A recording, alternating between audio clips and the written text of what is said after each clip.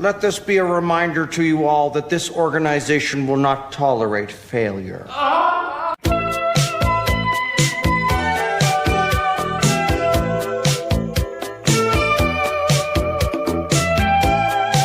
The side of the federal building has been blown off, Jesse.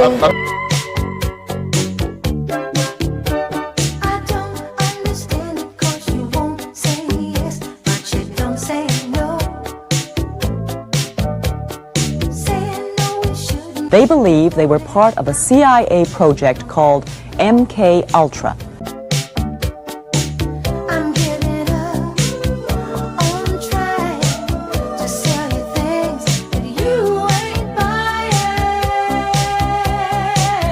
Just like a segment of society that is not living in reality. In a certain sense, we're kind of a little bit more Israel's vassal state. There are police chiefs facilitating prostitution networks. Do you understand? It's all in your head. It's your move. What's up, everybody? Welcome to the Underclass Podcast with myself, Austin Wade Picard. And today we are actually joined by San Francisco Bay Area architect Richard Gage. He's a member of the American Institute of Architects and founder and former CEO of Architects and Engineers of 9/11 Truth. And now he's leading the charge, I should say, for a new World Trade Center investigation, along with obviously his courageous wife, Gail, at richardgage911.org, which I've had the luxury of communicating back and forth with her just in the booking process. And I have to say, thank you to the both of you just for considering, providing me with this opportunity, and also just coming on the show to expose this evidence to my audience even more than they have just in terms of their prior knowledge. And I was mentioning to you privately just as far as how relevant 9/11 truly is in the current moment, and how much it effectively applies in terms of just the dystopian agenda at large, and this totalitarian tiptoe, which we very often, unfortunately, are witnessing just in the current moment and environment we're existing in. So, I had to definitely thank you just for just again coming on the show, and I've been admiring you from afar for quite some time. So thanks again, Richard. Just go ahead and let people know the best place, other than maybe your website, to find some of your documentation and evidence as well. Yeah, indeed. The evidence we're talking about can be seen here on our website, richardgage911.org. And boy, am I looking forward to sharing. I've got some critical forensic scientific evidence to share that even a seventh grader can pick up. You don't need to be an architect or engineer to understand what really happened at these three World Trade Center skyscrapers on 9/11. Right. Yeah. And I think, honestly, by now, if you haven't come to the conclusion that these buildings essentially came down in what looks to be an extremely well-coordinated, controlled demolition, then it feels like either you accepted the official narrative at face value, or, and that includes no additional research or applying yourself in any real way, I would think, following this just high impact event, or you're acting in bad faith in a way. And I think I've seen that very, very often, unfortunately, in this kind of just this, especially this brand of research in terms of 9/11. And I don't mean to, isolate it in any way as if it's belittling the truth, because obviously I think it's still very compelling and one of the most important things to research and investigate on your own. But again, it's either you're acting in bad faith while regurgitating this blatant war propaganda, or I just ultimately don't trust your judgment if that's the conclusion you've come to. So the point being is that I think the best place to really begin is to allow you to start with your presentation and essentially walk us through how, for one, it seems like there are many different examples of high-rise skyscrapers which seem to withstand airplane impact. But I think we should probably start just with Building 7, right? Because I think it's so under acknowledged, and how did it fall so suddenly, symmetrically in free fall acceleration speed into its own footprint without any real resistance from all of the 81 columns as you have in your report? Yeah, that's the question. And that evidence is easy to understand, but what's not easy is to get the implications of that evidence, because everything in us resists where this evidence leads us to. We enter a state of cognitive dissonance to protect our minds from grappling with the reality that this conspiracy was system wide in throughout our government, our media, and around the world in governments and media. Not even Iran, South Korea, Russia has exposed the truth about 9/11. Why? Well, they have their own false flag operations. And that's, they don't want to expose how they work. Most governments are corrupt, and they manipulate their people through starting wars with false pretenses, which is what a false flag operation like 9/11 is. One attacks one's own country, as we'll see, and blames it on another, Afghanistan, Iraq, even, as an excuse to go to war and begin the process of regime change and stealing land and resources, etc.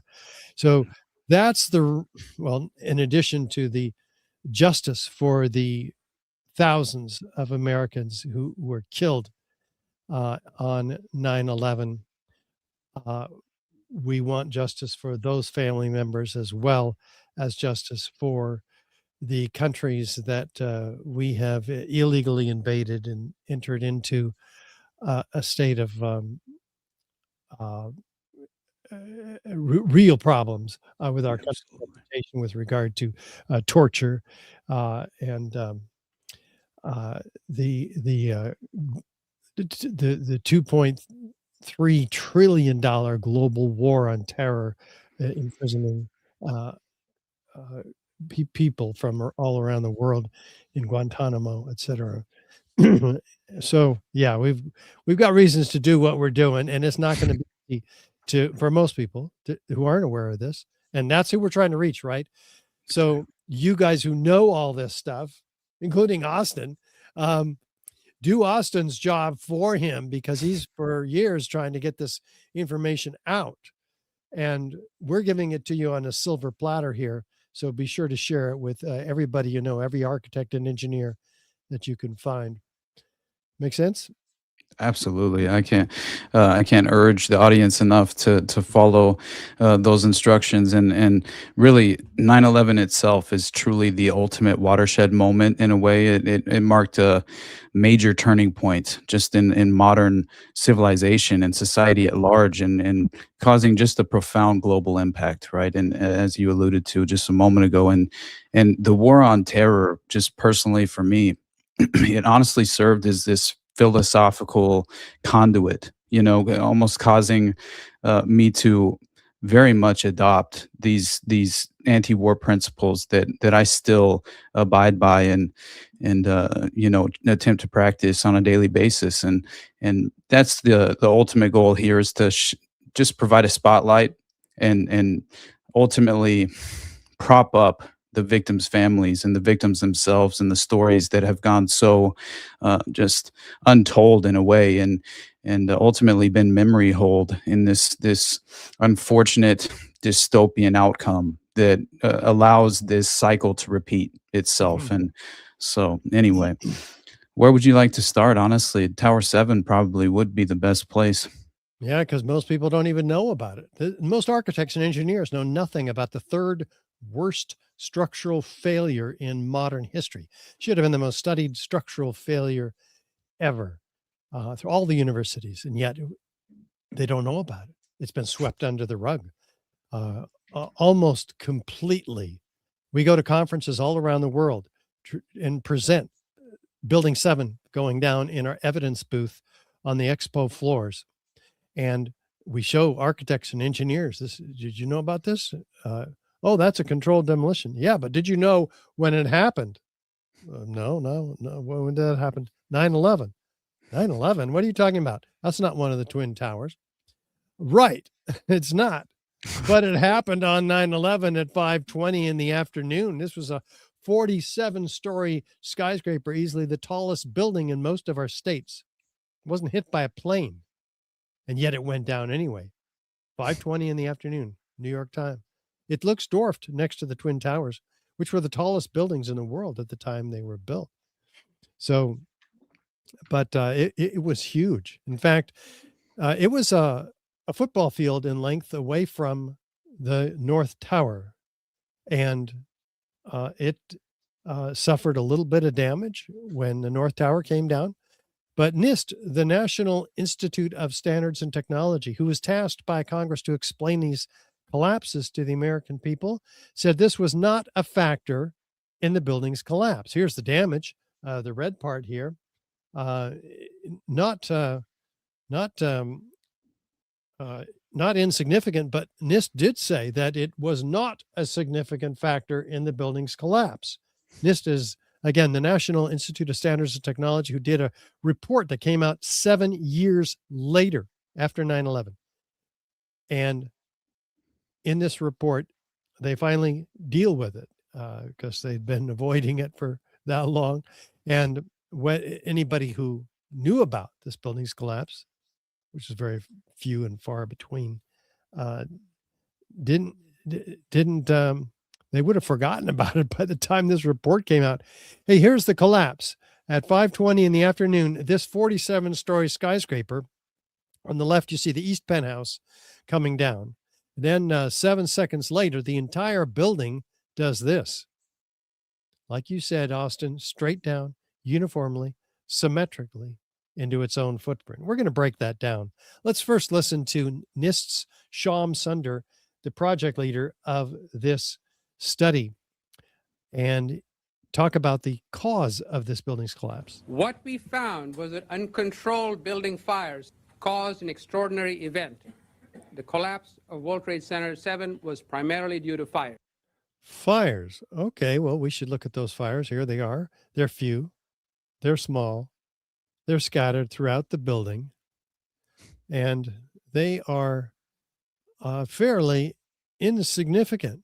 In fact, they are burnt out on the 12th floor, the floor of NIST's initiation of collapse theory.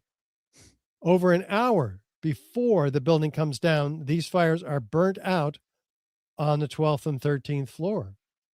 And yet NIST leads us to believe that those fires are burning significantly and raging at that time from 4 to 5:20, in fact. But the videos show that those fires had already burned out and moved the photographs toward the west, to the right in this case, before 4 o'clock.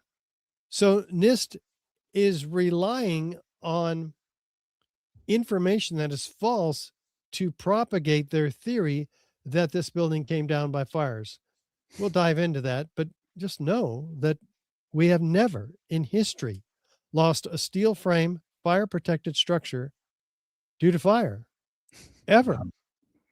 Not before 9/11 and not after 9/11, even with these very significant, fully engulfed skyscrapers. Not one of them came down, including this one recently in Hong Kong. Well, let's find out what might have brought this building down. Looking at a real hypothesis, side by side, we see Building 7 on the right, a series of known controlled demolitions on the left. Is there any similarity?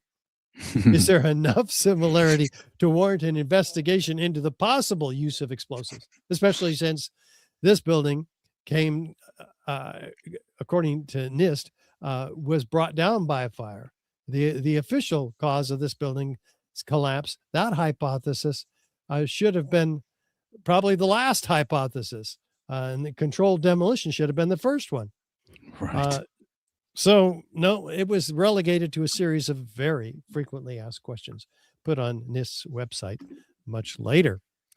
So we have to look and see, is there any other features of controlled demolition in this building? Step by step, that's how we work here. Starting with feature number 1. Is there a sudden onset of destruction at the building's base? Listen to Dan Rather discuss his interpretation of this building's collapse with us that evening. What you're seeing are high shots. Now, here we're going to show you a videotape of the collapse itself. Describe that. Now we go to videotape, the collapse of this building.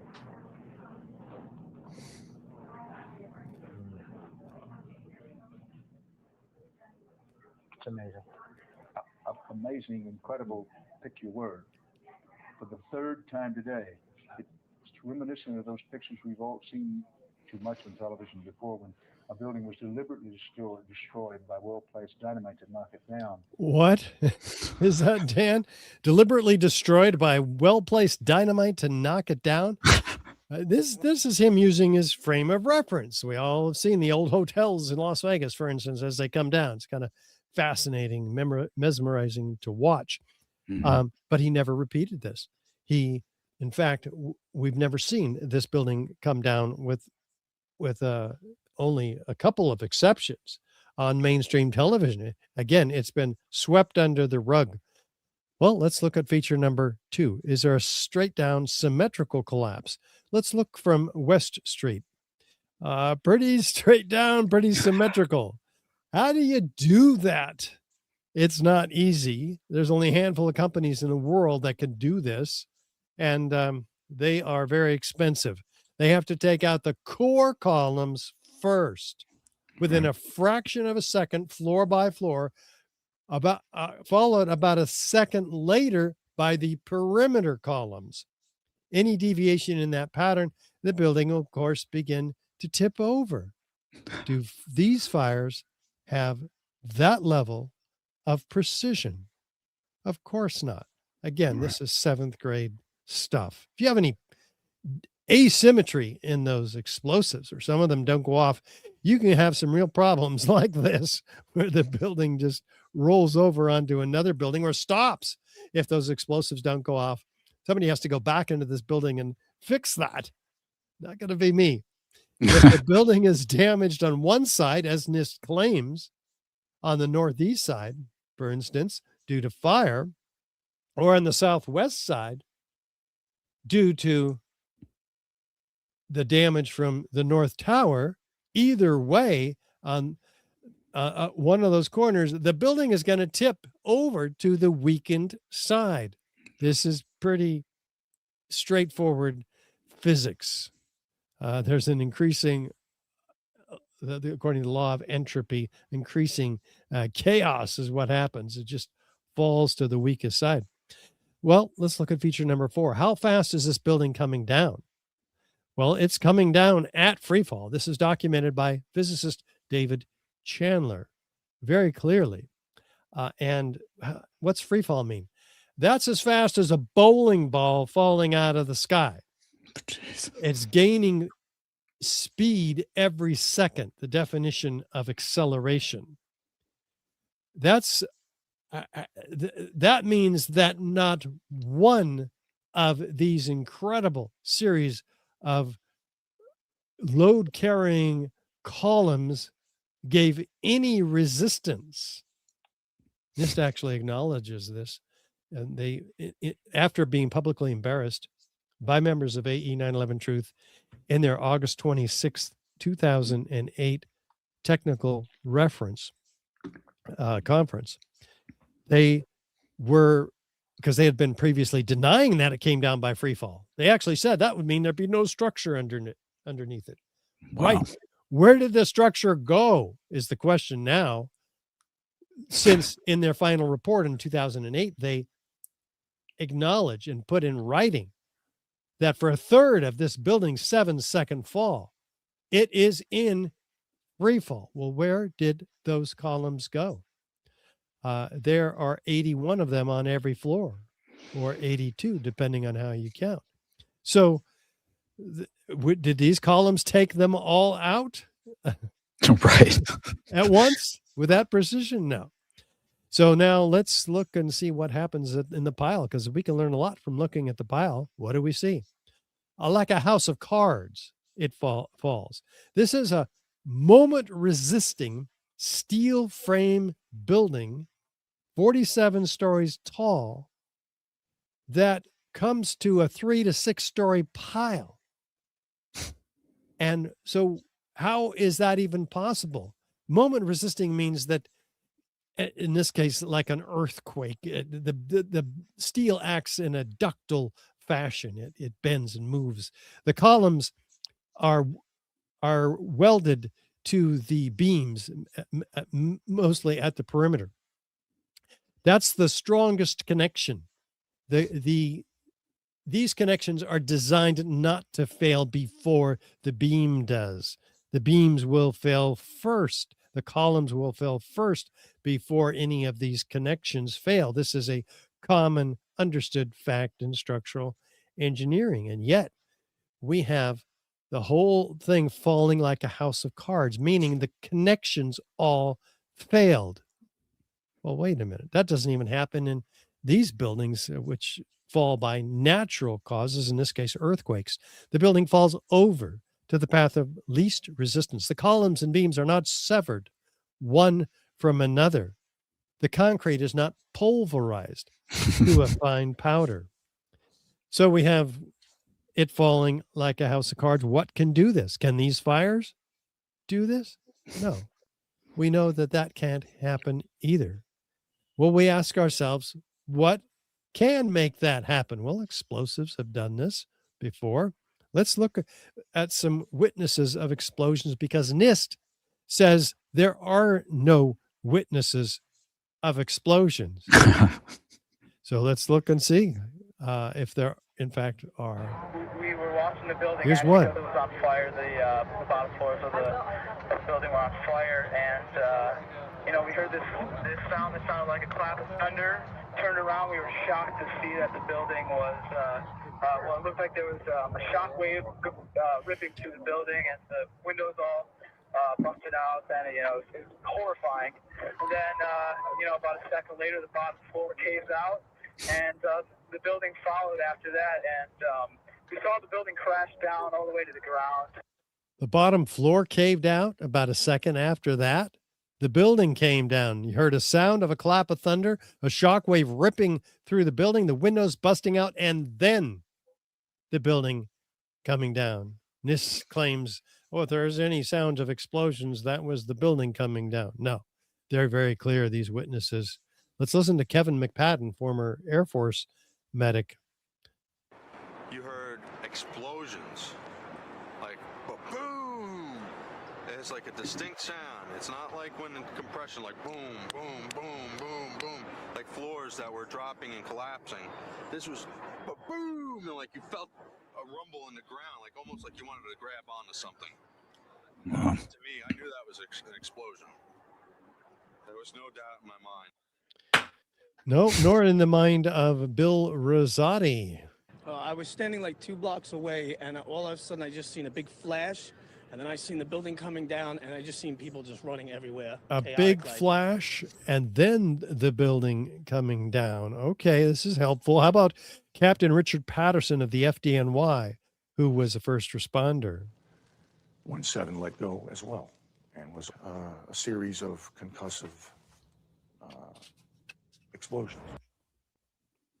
And Patrick Dillon, first responder. I remember feeling that, like it was like freight trains underneath the earth, shaking the earth, even shaking me. That's when we all saw Building 7 crumple in the middle, like way up at the top. It buckled, and then dropped. Okay, the ground shaking. How about Richard Rotan's New York Office of Emergency Management Deputy Director? What did he say? Then he had to go into that building to assess it. You could hear the building creak above us. You could hear things fall. You could hear the fire burning. You can see columns just hanging from the upper floors, gaping holes in the floors up above us. There was an elevator car that was blown out of its shaft and it was down the hall. What? An elevator car that was blown out of its shaft and down the hall? Wait a minute. Fascinating. Yeah, what can blow an elevator car out of its shaft, sending it down the hall? He clarified 30 to 40 feet. He clarified later. This is not damage from the southwest corner, which, by the way, is down here on the lower left from some of the beams that hit Building 7 from the North Tower when it fell earlier that morning. No, something else is going on here. And guess what? That's corroborated by our next witness, Barry Jennings, who, along with Mayor Giuliani's attorney, Michael Hess, they were called to a meeting on the 23rd floor, the Emergency Operations Center, after the plane hit the tower because there was an emergency. So they're activating the emergency center. And they didn't realize, because they got there late, that the whole building had been evacuated when that plane hit the tower. And so they're on their way back down because they were told to get out of that building because they made it up to the 23rd floor with assistance from a security guy who was still there. So this is their experience on the way down. When we got to the 8th floor, I started walking to one side of the building. That side of the building was gone. The first explosion I heard when I was on the stairwell landing, when we made it down to the 6th floor. Then we made it back to the 8th floor. I heard some more explosions. What sort of sound? Like a boom. Like an explosion. More than one? Yes. We started walking down the stairs. We made it to the 8th floor. Big explosion. Blew us back into the 8th floor. When we get outside, a police officer comes to me and says, you have to run. We have more information of bombs, so you have to run. Information of bombs? Bombs like this heard in the late morning of 9/11 in the vicinity of Building 7? Yeah, here's one of the guys who can tell you I'm okay, all right? Here, hold on. You want to call your mother or something? You gotta get back from here. I know that. You All gotta right. get back. All All right. right? Don't worry about me. You need to make calls right now. All right, let's go. God. So these guys are dealing in a very hazardous environment here, and NIST is saying there's no witnesses of bombs. Well, there's a video witness of a bomb going off. Well, there's foreknowledge, meaning people knew in advance because this is a controlled demolition, so people would know in advance, like Chief Nick Visconti, who says, we're moving the command post over this way. That building's coming down. What? The building, he knows the building's going to come down? Wait, never before in history have we lost a steel frame fire protected structure due to fire alone. And here's Chief Hayden. Well, we had our special operations people set up surveying instruments to monitor and see if there was any movement of the building. We're concerned of the possibility of collapse of the building. And we had a discussion with one particular engineer there, and we asked him if we allowed it to burn, could we anticipate a collapse, and if so, how soon? And it turned out that he was pretty much right on the money, that he said in its current state you have about 5 hours. Wait a minute. You have about 5 hours? How does he? Never before in history have we lost a steel frame fire protected structure. Not only is he anticipating a collapse for the first time ever, he's telling us it's going to happen in 5 hours. Obviously, he knows in advance, and they won't tell us the name of this engineer. This is he's anonymous. Right. Secret information. Confidential. Confidential, yeah. So we have other witnesses that knew about it. Listen to these mysterious construction workers walking away from Building 7, hearing an explosion over their shoulder, looking back at the building, and then looking straight into the CNN camera and saying this. Keep your eye on that building. It'll be coming down. Building is about to blow up. Moving back. All right, guys. We are walking back. There's a building about to blow up. The flame. debris coming down. What? The building is about to blow up? It has a few small fires in it, and it's about to blow up, flame and debris coming down. That's pretty incredible. I mean, how do they know that? And who are these mysterious construction workers? They're not rescue workers, and there's no rescue operations in Building 7. So what are they going into that building for? We'll come back to that point. And let's listen to Patrick Dillon, though, who was in the building before the building went down, obviously. And at about noon or so, this is his experience before his witnessing that building coming down. All right. And he pointed to what turned out to be the entrance to Building 7's lobby. He said, go in there, take a break. There's other guys in there, like that. And that's what I did. I finished coming down off the pile and climbed over the wreckage of Vesey and went in those revolving doors and just kind of fell on the floor.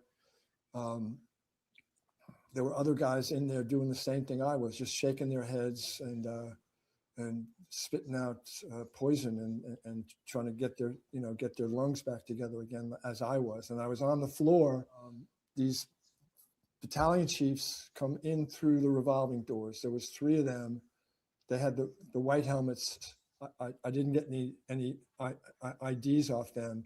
But as soon as they stepped inside, what stepped in behind them were these 2 people in black with black ski masks on and Uzis. And the Uzis were, hanging off their necks.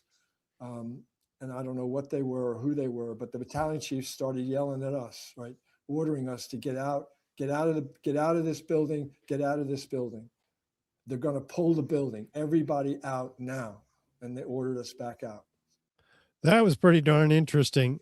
Guys with Uzis ordering firefighters out of the building. They're going to pull the building, says the white helmets. 3 of them. Man, it's hard not to imagine that those were potential operatives. I mean, in my mind, I think rigging up the detonated, the explosives, essentially on these structural pillars at crucial points for the controlled demo to effectively take place.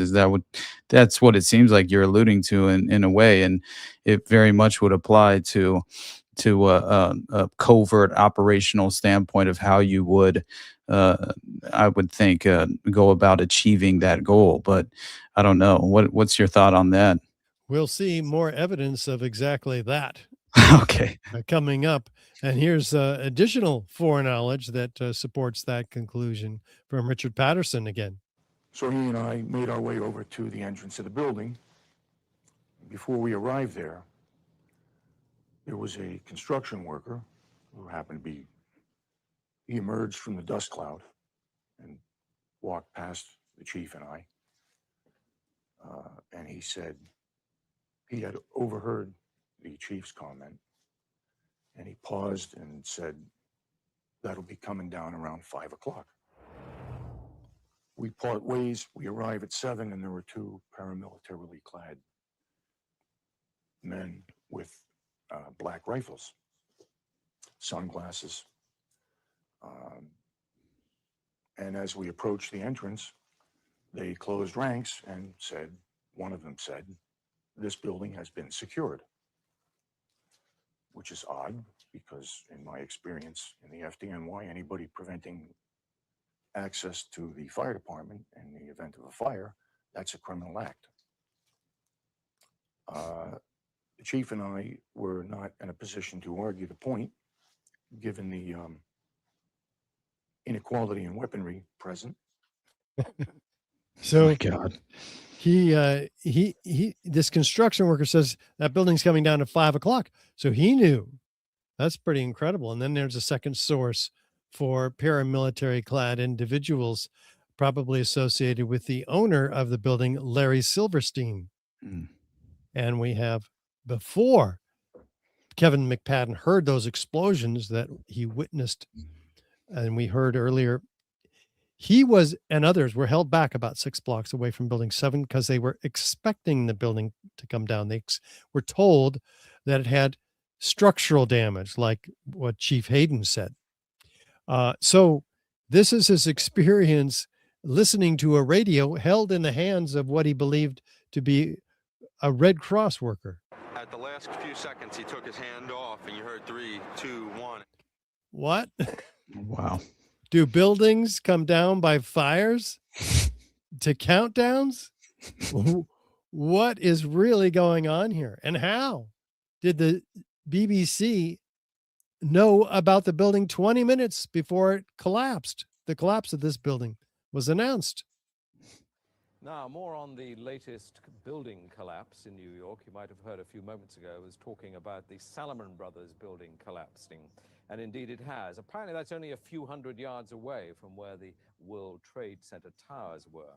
And it seems that this was not a result of a new attack. It was because the building had been weakened during this morning's attacks. We'll probably find out more now about that from our correspondent, Jane Stanley. Jane, what more can you tell us about the Salomon Brothers building and its collapse? Well, only really what you already know. Details are very, very sketchy. Sketchy indeed. The building is still standing behind her live. They apologize for this grievous error, citing the confusing events of the day. But does that somehow make them psychic? What's really going on here? And how did this CNN company find out about the collapse of this building and announce it actually at 11:07 that morning? In New York, Alan Dodd-Frank joins us on the phone in Lower Manhattan. Alan? Aaron, just 2 or 3 minutes ago, there was yet another collapse or explosion. I'm now out of sight. A Good Samaritan has taken me in on Duane Street. But at 11:15, there was another collapse or explosion following the 10:30 collapse of the second tower. And a firefighter who rushed by us estimated that 50 stories went down. The street filled with smoke. It was like a forest fire roaring down a canyon. Wait a minute. There's no other 50-story building that went down. There's no other building that totally collapsed. There were some damaged buildings, but no collapse of a 50-story building. They're obviously talking about Building 7. Had this building come down at this time, 10:45, about 15 minutes after the collapse of the Twin Towers, we would not have any videos of it because it would have been completely obscured by the massive dust cloud and powdered concrete released when the towers went down. Maybe it was supposed to come down at that time. And maybe those mysterious construction workers walking away from building and hearing those explosions and say the building's going to blow up, maybe they were the ones that fixed the dud that didn't go off at that time. That's a possibility, as long as we're speculating. Right. We need a little more research into that aspect. But let's look at some of the experts, like this one. Danny Jowenko is the expert on this in Europe. What did he say? Dit is controlled demolition. Zeker weten. Zeker weten. Er is nagesprongen. Dit is in opdracht gebeurd. Het heeft een team gedaan van experts. He's joined by many, many others, including 3 dozen structural engineers. This one, Kamal Obeid in the San Francisco Bay Area. A localized failure in a steel frame building like World Trade Center 7 cannot cause a catastrophic collapse like a house of cards without a simultaneous and patterned loss of several of its columns at key locations within the building. Is that something that fires can do? No. And this caught the attention of Professor Leroy Hulsey, one of the top forensic structural engineers in the country, who spent 4 years, along with his team of PhD candidates, studying this building and trying to find out, did this come down by office fires, as NIST claimed? Well, they had a much more modern version of the software that was used to figure this out. In fact, 2 pieces of software, SAP 2000 and Abacus, competing against each other. And they found that, gosh, the building would tip over if column 79, 80, and 81 would have failed. So NIST can't be right because they modeled it with NIST's input data, that which they had, and tried to compare apples to apples. What did they have to do in order to get the building to fall as it fell in the video in the middle? And on the left, the University of Alaska modeled, had to remove all the columns in the building floor by floor, like we talked about earlier. This is apparently what NIST tried to do, but failed miserably. They couldn't even back engineer this, removing 400 structural steel connections every second in order to get this building to try to fall like the video. And yet they couldn't. It actually begins to tip over to the right. And presumably that's why they stop it and don't let us see what happens after 2 seconds into the global collapse, because it looks nothing like the video. It actually begins to crumple up like a beer can even. Wow. So, and it doesn't fall at free fall. So then the University of Alaska has findings which completely pull the rug out from underneath NIST. Fire didn't cause the collapse of this building. The temperatures were not high enough to cause a weakening of the steel framing. Thermal expansion did not result in a loss of support for the beams and the girders. And the collapse of this building was a global failure involving what? The near simultaneous failure of every column in the building. Wow. Not a progressive collapse as claimed by NIST. Wow, that's very helpful. Well, what could have brought this building down? Because the University of Alaska didn't speculate. They're structural engineers. They stuck to structural engineering. But we can look at some of the evidence that comes from where?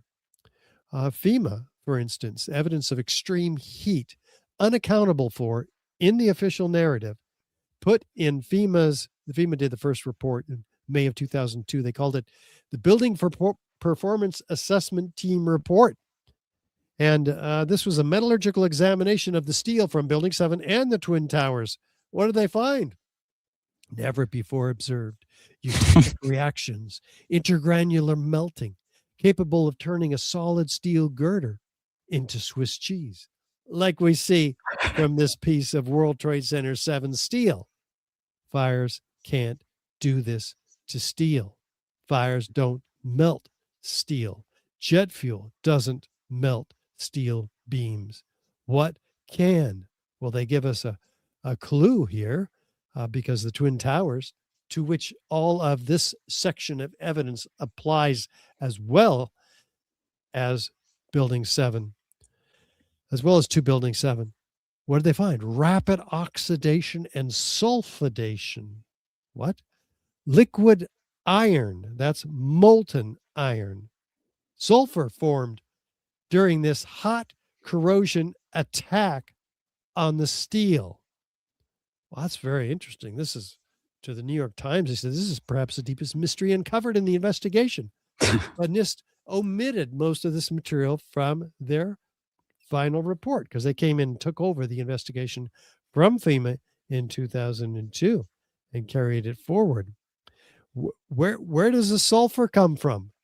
Well, we'll find that sulfur's added to thermite to become thermate, an incendiary, very effective at cutting through steel. The author of the FEMA report, Jonathan Barnett, fire protection engineer, says steel members in the debris pile appear to have been partly evaporated in extraordinarily high temperatures.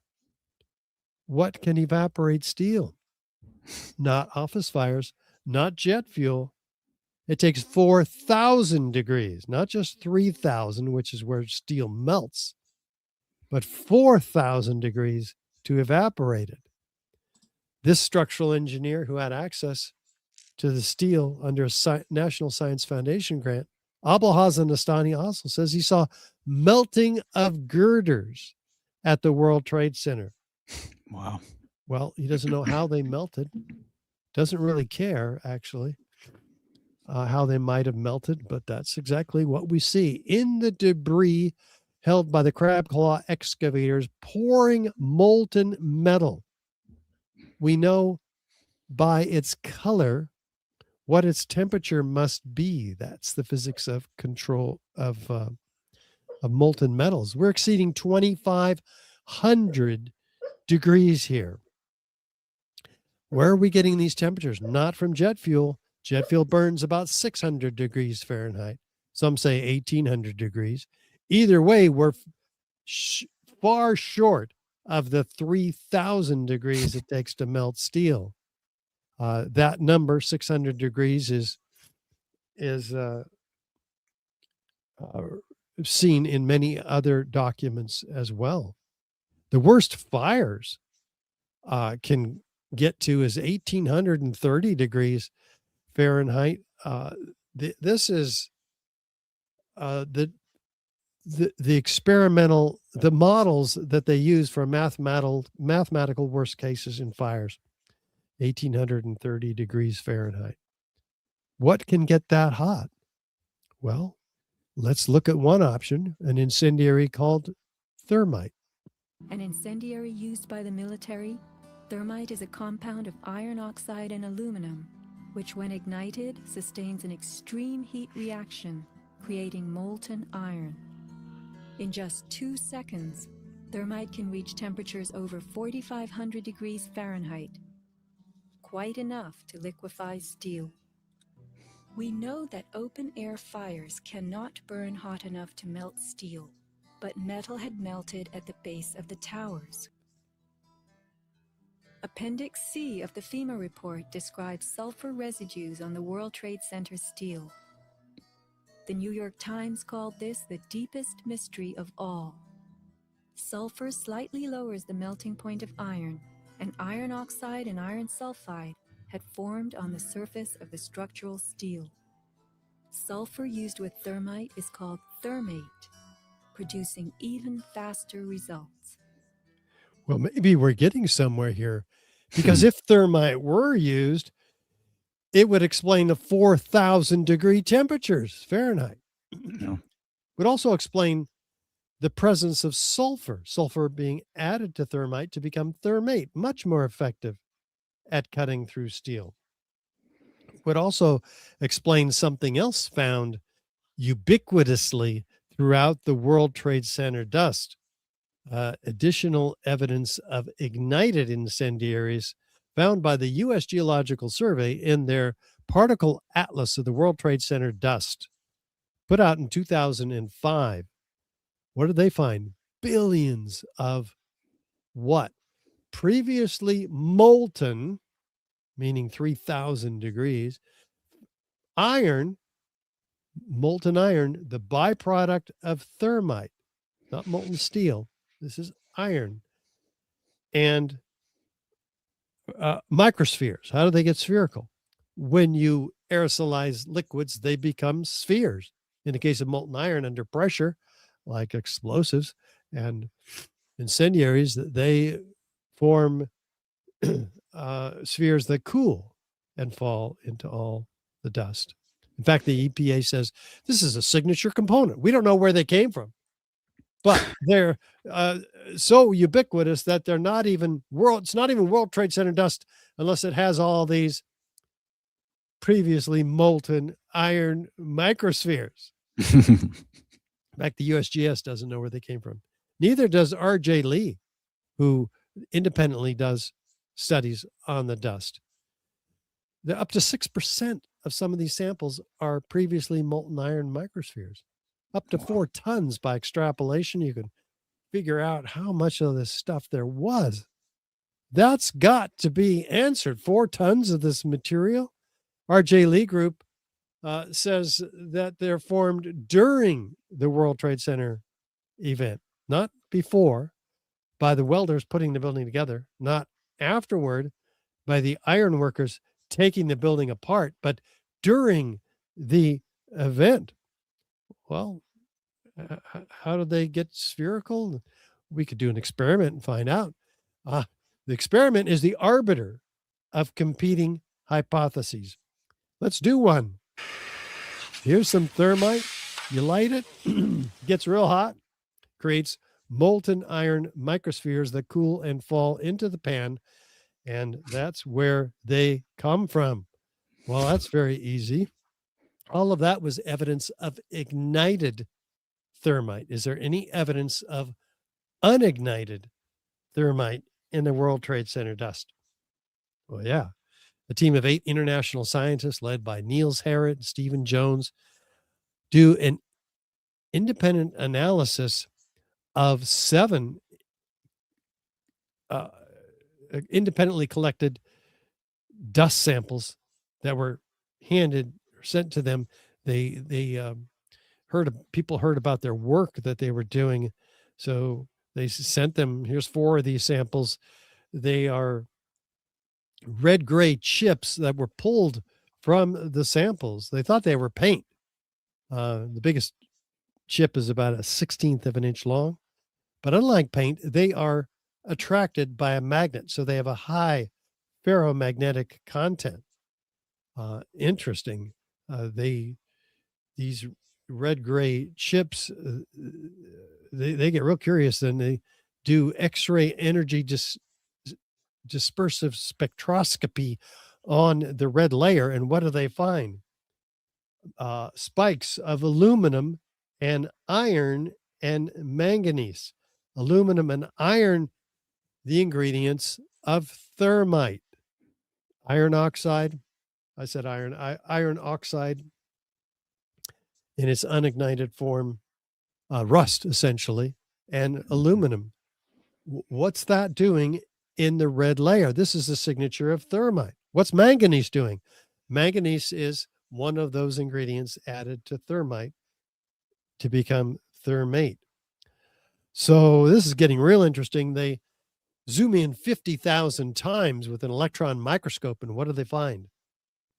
Particles of iron oxide and crystals and aluminum platelets that are 1,000 times smaller than the diameter of a human hair.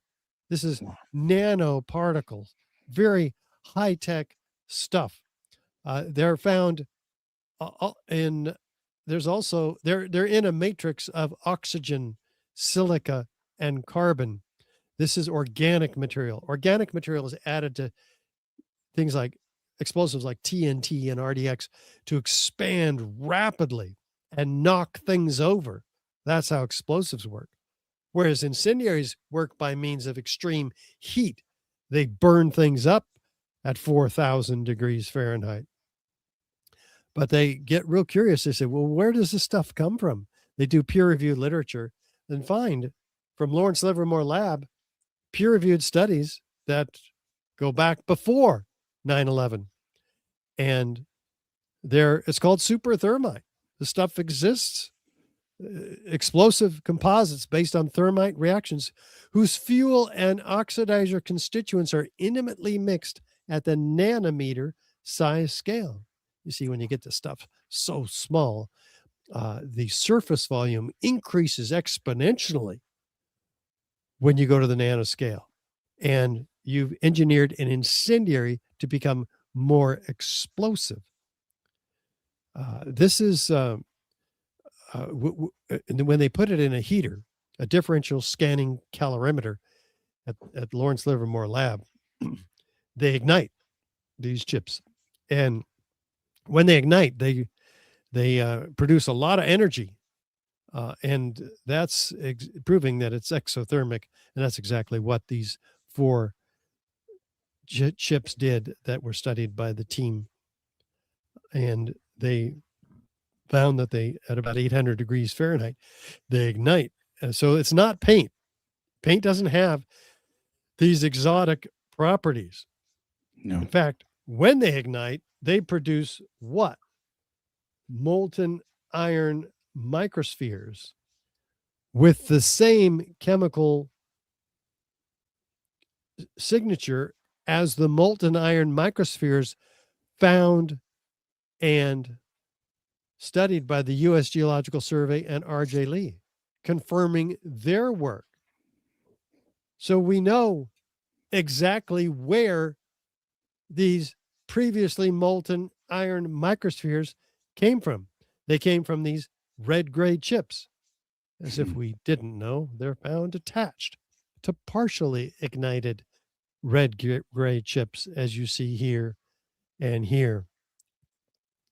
This is not made in a cave in Afghanistan. This stuff is made only in the most advanced defense contracting laboratories. Yeah. And all of this work was peer reviewed and put in the Bentham Open Chemical Physics Journal, submitted and published in 2009. They found that the red layer is active, unreacted thermitic material incorporating nanotechnology and has a highly energetic pyrotechnic or explosive material. It is that. So this has been given to every congressman that we have, 535 of them, and senators, and on 2 occasions. We wanted to make sure that they all had it. It's been sent to every media outlet. It's been sent to a lot of other people too, physicists. And this is altogether 10 key characteristic features of controlled demolition. Fire doesn't create any one of these features, let alone all 10 of them. Right. With additional circumstantial evidence and corroborative testimony, this becomes proof of controlled demolition, a body of proof that's convinced 3,600 architects and engineers signed on to the petition publicly and demanding a new investigation.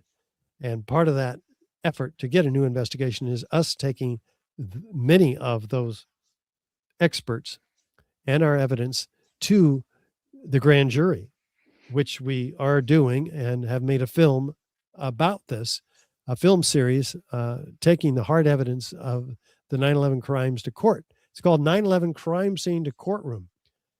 And we want to give you just a couple of minutes to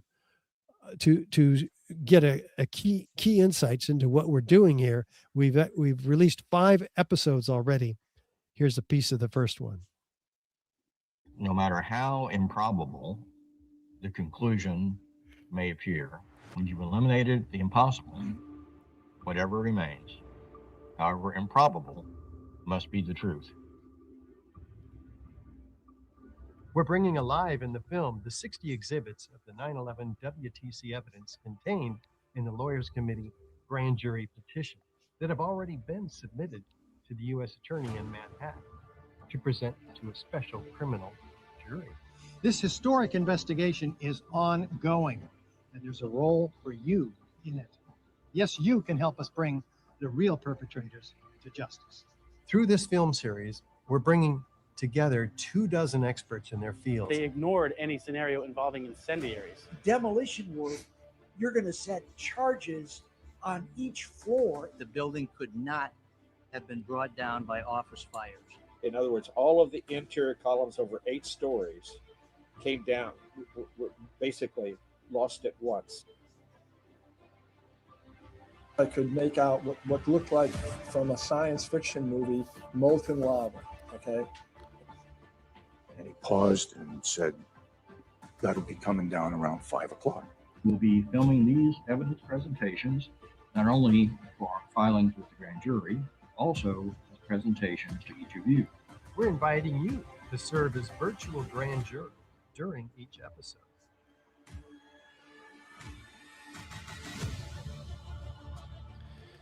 And we're also inviting you to co-produce the film series. Those of you who can and want to see the importance of this work, we are going to bring this film series to the grand jurors, supplementing the original 2018 petition for a grand jury investigation, which is in the hands of the U.S. Attorney in the Southern District of New York. We've got a lot of forward motion already. 5 episodes, 7 to go, starting with the Twin Towers next. And we're going to go deep into it. In fact, you can see that we need to look at the Twin Towers, because look at them simultaneously being destroyed right in front of us very explosively. This is not a classic implosion like Building 7. This is upward, outward, arching streamers, a geometry of fireworks, freely flying structural steel sections weighing 4 and 8 tons, laterally ejected at 80 miles an hour, clocked by physicists, trailing thick white smoke clouds. Wait a minute. Why are these structural steel sections trailing thick white smoke clouds. Structural steel is not flammable in office fire conditions or in jet fuel conditions. What are these thick white smoke clouds? Well, watch. In addition to molten iron, thermite releases thick white smoke clouds. Now we know what's really going on here. Now we're curious enough to look a little deeper into the features of controlled demolition as provided to us by the evidence. Let's walk through, shall we, Austin? Feature number one, sudden onset. Is there a sudden onset? Well, the building is standing at rest. All of a sudden, it's in uniform downward motion, no jolt, no hesitation upon impact with the cold, hard steel below. Same with the South Tower. It's at rest, and all of a sudden, it's in uniform downward motion, no hesitation, no stoppage by the steel below. Well, let's go a little deeper. We're told that the upper part drove the rest of the building down to the ground and then destroyed itself. This is called the crush down, crush up theory. It has several problems, one of which is that there's an equal and opposite destructive force when two bodies collide. The upper part's not going to survive all the way down to the ground. But this theory was put out 2 days after 9/11, just 2 days. The rest of us are in shock. We're freaked out. When's the next attack coming? Who's doing this to us? Not this guy. Zdenek Bazant from Northwestern University is a mathematical wizard, and it took engineers 10 years to decode what he did in 2 days, theoretically in 2 days. Obviously, he had started on this earlier in order to prove the official narrative, because it remains the official proof for the narrative, the key theoretical basis for that narrative, ignoring that there's an equal and opposite destructive force when two bodies collide. Take a Mack truck and run it into a Volkswagen. Who wins? The Mack truck, right? Does it matter if you drop the Volkswagen onto the Mack truck? No. Same equation. The upper part cannot possibly destroy the lower part. It is the lightest. In fact, look at the size of these columns. As we go down through the structure, we're gaining increasing mass in these columns until halfway down, they're 52 inches by 16 inches and 2 inches thick. And then that thickness begins to fill in until we have almost solid steel at the base of these towers. And guess what? Look at the Volkswagen and tell me what it's doing. Well, let's make it easier. Is the upper part driving the rest of the building down to the ground, or is it, in fact, being destroyed? It's telescoping in on itself, isn't it? There's no downward movement of the lower red line, the point of plane impacts, down. It's not destroying the lower part. It is being destroyed. If it were there, we would see it. But none of the photographs and none of the videos show any downward moving object, a pile driver. It's not there. If it were there, it would have destroyed these few remaining columns standing 900 feet in the air for a dozen seconds. And then something takes out their base and they fall frame by frame through the smoke and concrete powder that is being released from it. In fact, it doesn't look anything like a collapse, does it? Let's compare it to a volcanic eruption. In fact, which one's which? Can you even tell which one is the control, the buildings, the first tower, the North Tower, and which one is the volcanic eruption? I honestly can't. It's hard. Yeah. Well, I'll give you a clue. It's on the right. And upward, outward, arching streamers, a geometry of fireworks, freely flying, solid, molten objects trailed by thick white smoke clouds. That's the analogy. This is not a collapse, as Zdenek Bazant claims. That was a lie and fraudulent. What we really have is outwardly distributed materials by explosives and down, leaving unexploded, undismantled, the core structure 900 feet in the air for a dozen seconds. Well, let's look at what could possibly be doing that. Are there any clues? My goodness, yes. We have the oral histories of the first responders commissioned by Thomas von Essen a month after 9/11, orally recorded, 500 testimonies. And they were all read, 12,000 pages of testimonies, not released until 2005, by the way, so we didn't even have this information. This testimony, the city of New York was sued by the New York Times, and the New York Court State of Appeals forced the city to release this information.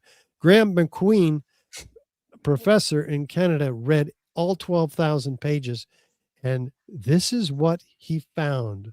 156 first responders talking about explosions. We felt the ground shake. You could see the tower sway, and then it just came down. All of a sudden, the ground just started shaking. Felt like a train running under my feet. The next thing we know, we look up and the tower is collapsing. It shook my bones. Shortly before the first tower came down, I remember feeling the ground shaking, heard a terrible noise, and then debris just started flying everywhere.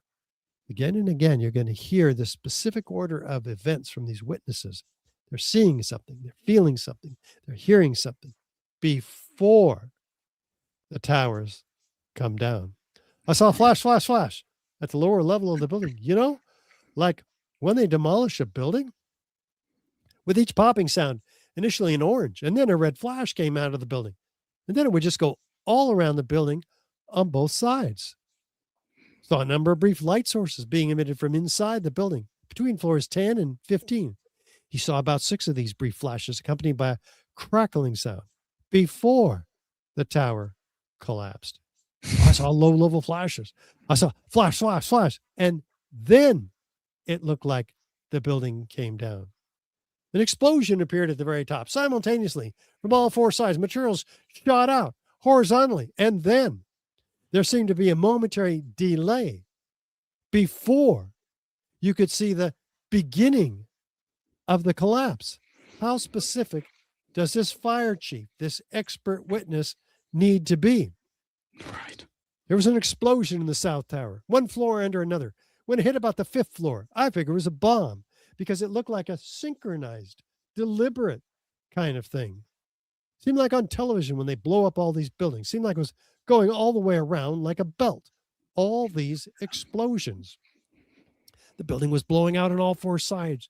You could actually heard the pops. You know, you heard the pops of the building. I thought the terrorists planted explosives somewhere in the building. That's how loud it was. A crackling explosive, says this fire commissioner. Another loud boom at the upper floor, and then a series of smaller explosions which appeared to go completely around the building at the upper floors. And another loud, earth-shattering blast with a large fireball that blew out more debris. The lower level of the building, you know, like when they demolish a building, that's what I thought I saw. Did you see any flashes? I said, yes. I thought it was just me. He said, no, I saw them too. Everybody, I think, at this point thought these things were blown up. So I was fully expecting anything else to blow up. You were there when the planes hit? No, I was there when the building exploded. Oh, you mean when it fell down? No, when it exploded. It's very clear he's not going to be led by the nose, not that witness. Mm-hmm. How about these firefighters? Oh, I'll never forget these guys. Yeah. It was if they had detonated. They were planned to take down a building. Boom, boom, boom, boom, boom, boom, boom, all the way down. Wow. Wow. This says not one witness of explosions.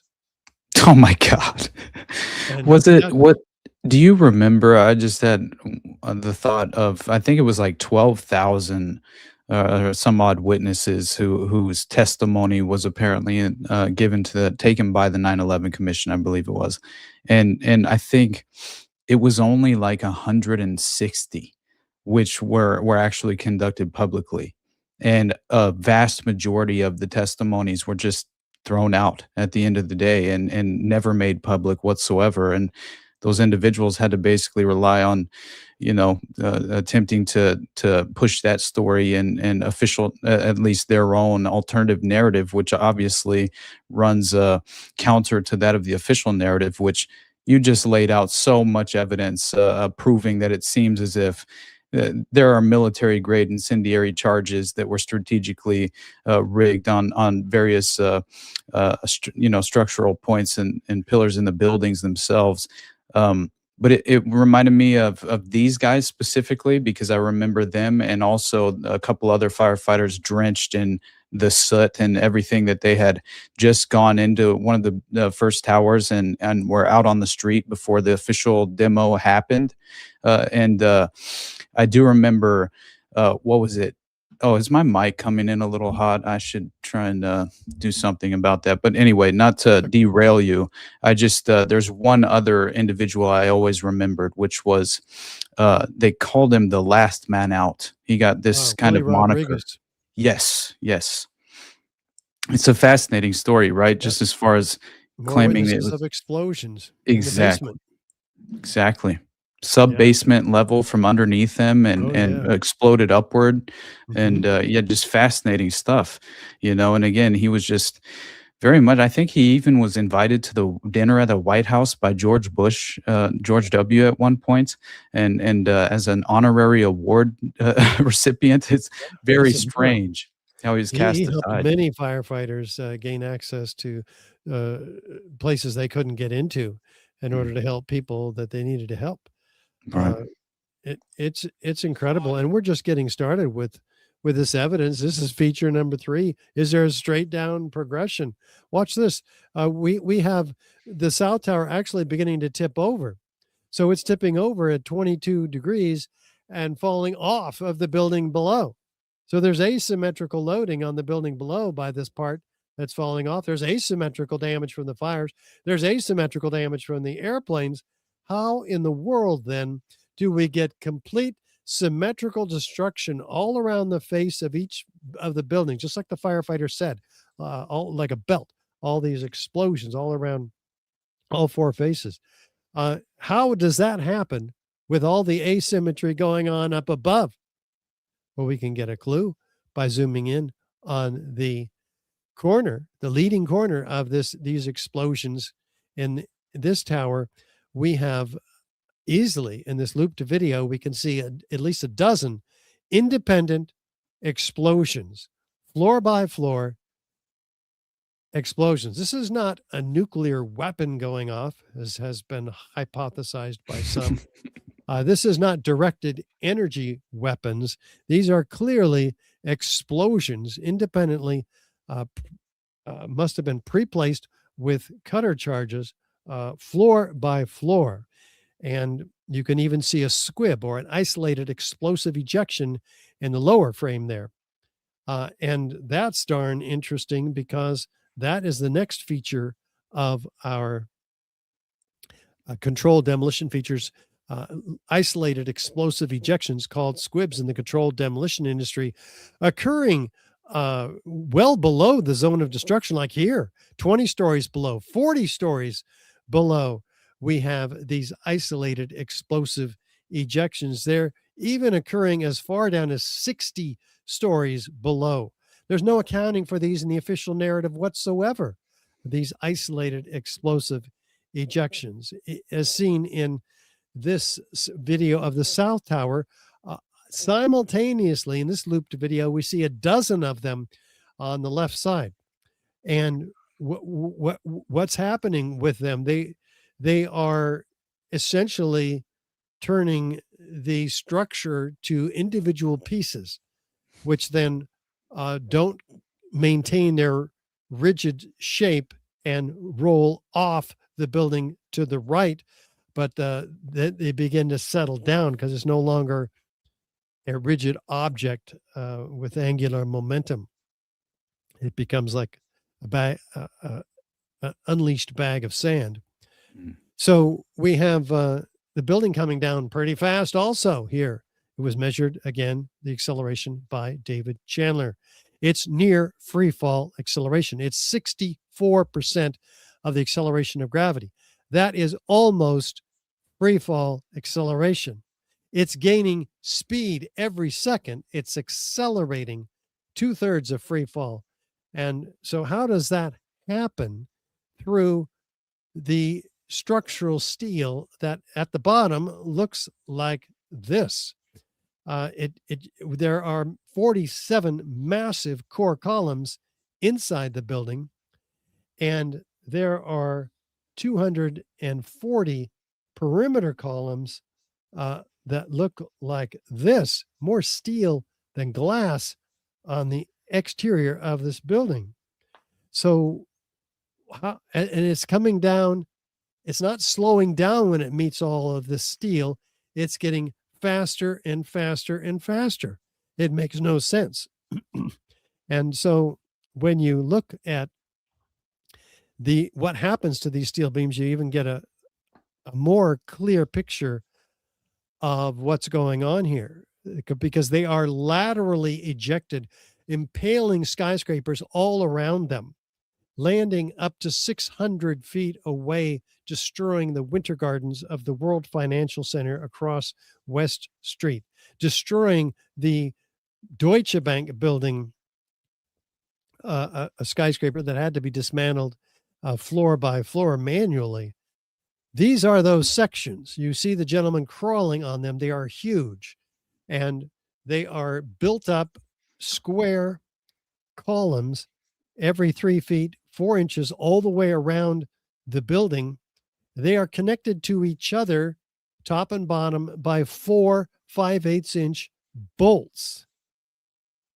Now, all the plane had to do with 10,000 gallons of mass is strike these individual structural steel units, and many of them, and push them inward, shearing off those bolts. You can see those bolts are missing from this piece. You just see 4 holes. So that's what's happening to them. They're ejected laterally at 80 miles an hour, again clocked by physicists, and then landing so far away. This one's about to hit building 7. Back 2, forward 2, back 2. What's going on here? It's horizontal. How does gravity work? Down. What's going on here? Out. Again, very clear what's happening. And what is it trailing? Thick white smoke clouds of what? Aluminum oxide ash. Once again, steel is not flammable under office fire or jet fuel conditions. There's enough energy here, by the way, to hurl a 200-pound cannonball 3 miles. And there are hundreds and hundreds and hundreds of these exterior structural steel sections delivered well beyond 1,200 feet diameter outside the boundary of the World Trade Center itself. By the way, if that's true, think of it this way. If 100,000 tons of the steel framing in each tower is distributed well outside the footprint, what's crushing the building? It's not available to crush the building. This is 1/3 of the weight of the building. It's not crushing it. So what's happening here? Maybe that was the concrete that crushed the building, because there are 110 floors, or there were, each an acre in size. But we don't see evidence of them in the pile at the bottom. They were 4-inch thick and 8-inch thick concrete poured on metal decking supported by lightweight steel trusses. Where are they? We should see about 110 of them piled up here. We don't see 50. We don't see 10. We don't see 1 of these elements, assemblies piled up. Now, in a real gravitational collapse, like in the Myanmar earthquake, this one 33 stories in Bangkok, How does a 33-story building make a pile that's 3 to 4 times taller than the 110-floor buildings of the World Trade Center? You see the problem here? Yeah. Those assemblies were 3 feet tall, and there's 110 of them. It should have been a 50-story pile. But no, we don't have that. Look at the guys on the bottom. You can tell how tall this pile is from this 33-story building. About 7, 8 stories. So what's really going on here? And where's the concrete? It's not in the pile. Oh, there it is. It's been pulverized in midair. 90,000 tons of concrete pulverized in midair in each of these towers. All the photos, all the videos show exactly that. So what can pulverize concrete? Well, explosives certainly can pulverize concrete, and heat can, apparently. Concrete is powderized at 1,500 degrees Fahrenheit. We have 4,000 degrees Fahrenheit at the Twin Towers, and 2,200 degrees, according to the Fire Safety Journal. Concrete specimens were completely decomposed. Well, nanothermite produces twice these temperatures, almost. What can do that? Well, heat can do it. High energy explosives could do it. And the fact is that it was done. After all, the average powder particle size is 100 microns in all the dust. From river to river across lower Manhattan, a 3 or 4 inch blanket of powdered concrete. 30% of this dust is documented by the USGS as powdered concrete. Wow. And where is it? Again, well outside the footprint of the building, right? Mm-hmm. How can it crush the building if it's well outside the footprint? The steel, which was a third of the weight of the building, each of the buildings, couldn't crush it. Neither can the concrete, which is another third of the weight of these buildings. It's not available to crush the building. But wait a minute. Wasn't there a theory that said the top part destroyed the lower part? Put forward by Zdeněk Bazant 2 days after 9/11. Not only did he use all of that weight, but he fraudulently doubled the mass up above. And he fraudulently decreased the column energy absorption capacity by more than 3 times below. The whole thing was rigged in favor of a collapse. That's what engineers found when they finally decoded his work 10 years later that he had done in 2 days. And these engineers put forth their own paper for submission and to the American Society of Civil Engineers Journal of Engineering and Mechanics. They wouldn't publish them, though. Why? They said it's out of scope. What? How can it be out of scope to publish a challenge to a previously published paper in that journal? So this is more fraud on the part of the leadership of the American Society of Civil Engineers. Absolutely. So how would they have? Go ahead. I just think what you've just presented just entirely undermines that very cartoonish and basically supernatural explanation and attempted it's a false narrative, clearly, in my opinion, that's attached to the official version of events. But it's just so incredible and honestly devastating and tragic to witness the aftermath so long and far removed, which really 20 years, what's that? But at the same time, it's just what you're doing right now is it's so valuable. because I think just making a point to never give in and attempt to hold power accountable. And also, I challenge the vast majority of my audience just to honestly reconsider and objectively reflect on what you believe your government is truly capable of. And I can't commend you enough for the work that you're doing. It's really brilliant, and I'm telling you, you're I think just far more valuable to just again revealing a credible and evidentiary path to that end result. And again, I'm very much I have a lot of admiration for you. So I just have to say again how much I appreciate you, Richard. Of course.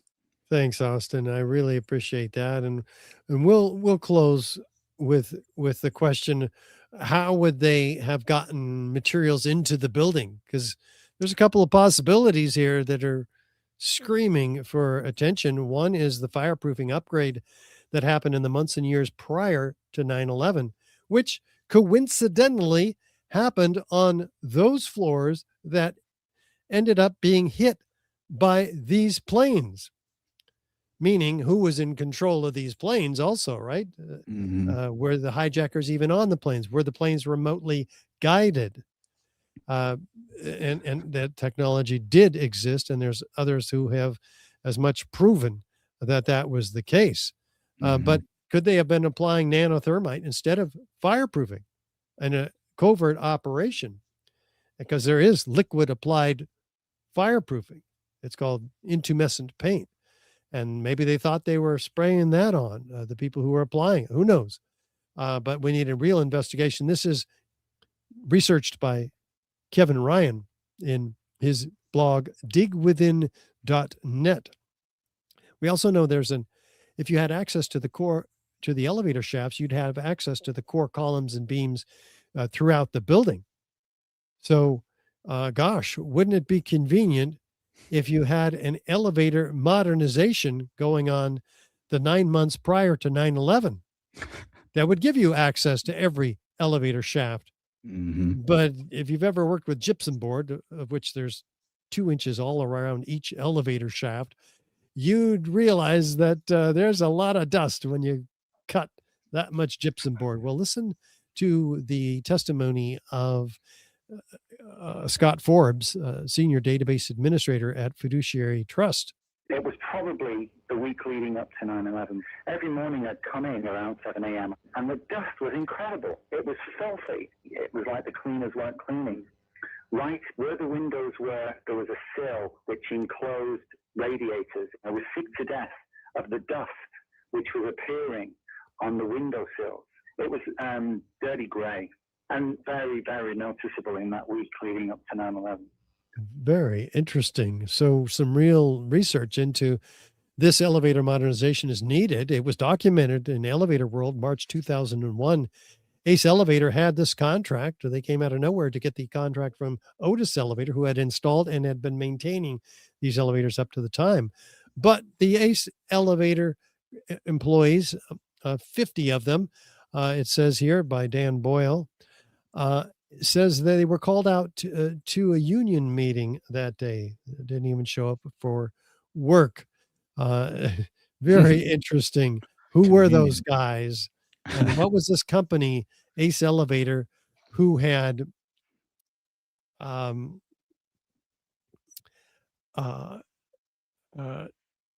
they had the elevator contract right during the time leading up to it seemed like it was the opportunistic window where they could potentially access various areas of the building that were off limits otherwise, and obviously through the elevator shafts they could potentially even provide the avenue of allowing the just operational paramilitary members on the ground to essentially stage and rig the explosive incendiary devices or charges on the crucial beams. But wasn't there an additional connection to apparently wasn't it Bush's younger brother, Marvin or something, Marvin Bush, who was connected to the security contract?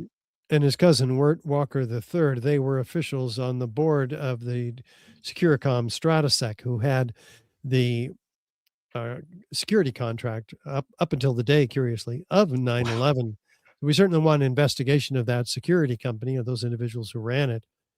We want an investigation of the disposition of steel and who ordered the steel, and easily the largest and most perplexing structural failures in history. We have 400 truckloads a day starting before 2 weeks before 9/11. We have 400 truckloads lined up taking this stuff to the Fresh Kills landfill to be taken to China for recycling before investigators could get their hands on it and do a proper investigation. This is the illegal destruction of evidence in a crime scene. Exactly. And we certainly want to listen to the editor of Fire Engineering Magazine, Bill Manning, chief editor. He says, crucial evidence that can answer many questions is on the slow boat to China, showing an astounding ignorance of government officials to the value of a thorough scientific investigation. The destruction and removal of evidence must stop immediately. But it didn't.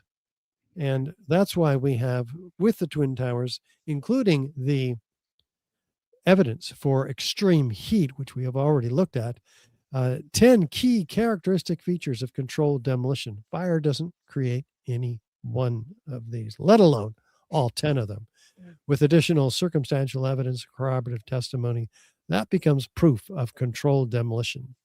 A body of proof that's convinced 3,600 architects and engineers to sign on to the petition, and many of which appearing in our documentary film series, 9/11 Crime Scene to Courtroom, which we talked about, and which you can become a co-producer of.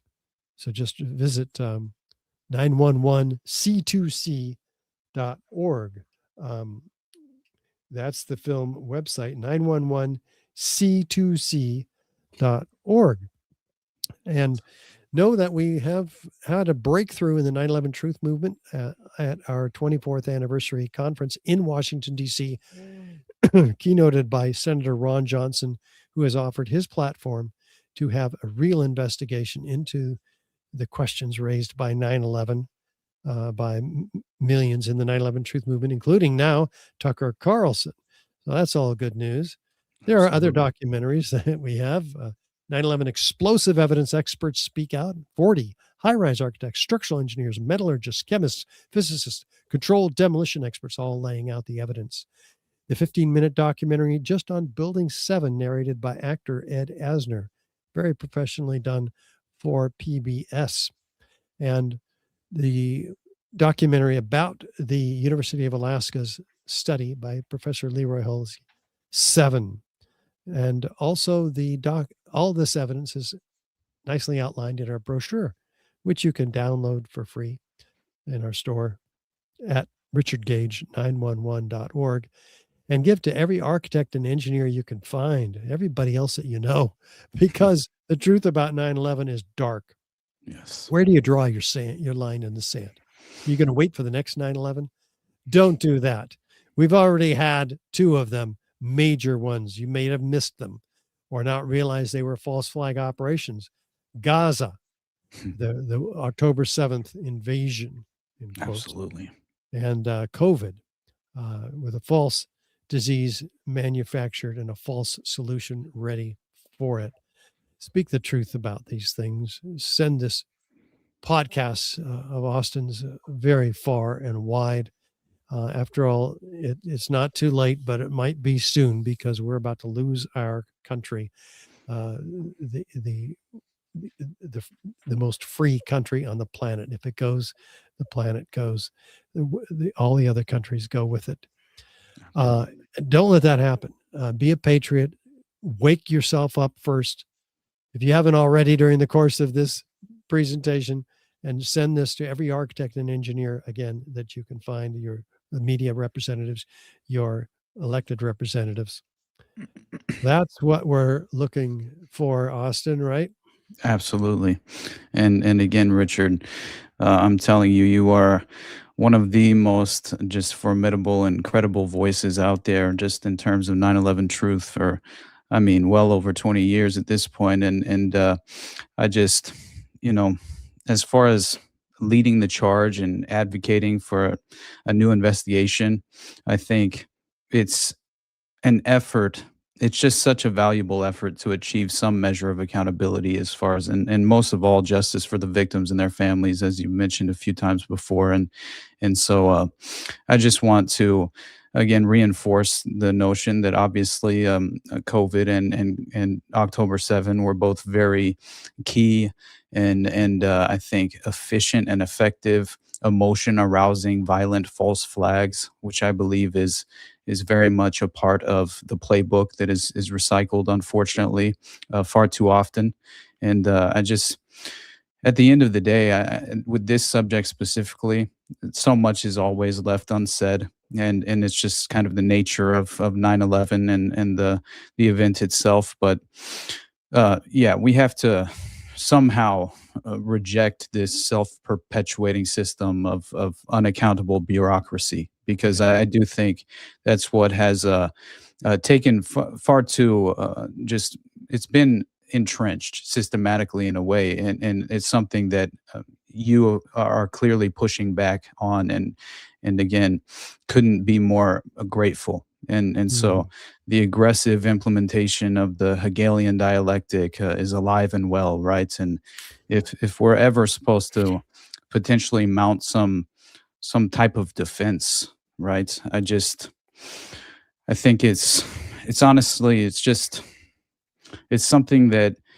just we have to at least manufacture a proper defense mechanism and have it enabled for us to rely upon, right, in order to defend against the manipulative techniques that they tend to reuse, which always evokes problem, reaction, solution, and things of that nature. But yeah, willful ignorance, right, is at a certain extent is almost the deliberate avoidance of evidence. And if you have lost interest over time, or whatever the case may be, it's always just worth your time to I think reflect and go back over what you think you once knew.